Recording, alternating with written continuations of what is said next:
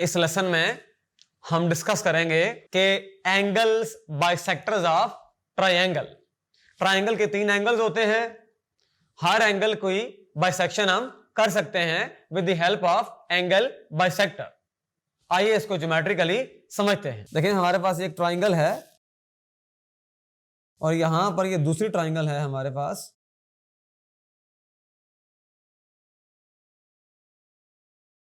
For example ये ए हो गया, ये बी हो गया, ये सी हो गया। ये एंगल है ए, ये एंगल बी, ये एंगल सी। हम एंगल ए की बाइसेक्शन कर सकते हैं। इसका जो बाइसेक्टर होगा वो इस तरह से होगा, इसका जो बाइसेक्टर होगा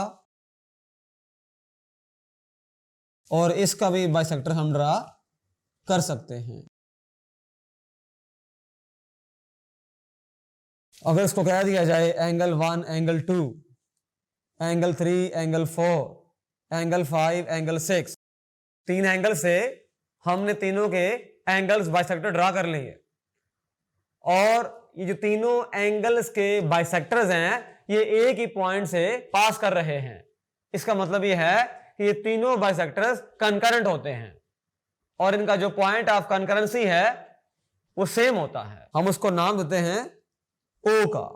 नेक्स्ट थ्योरम में हम ये कॉन्सेप्ट अप्लाई करेंगे और प्रैक्टिकली इसको प्रूव करेंगे कि तीनों जो एंगल बाइसेक्टर्स हैं ट्रायंगल के वो वाकई ही कंकरेंट होते हैं।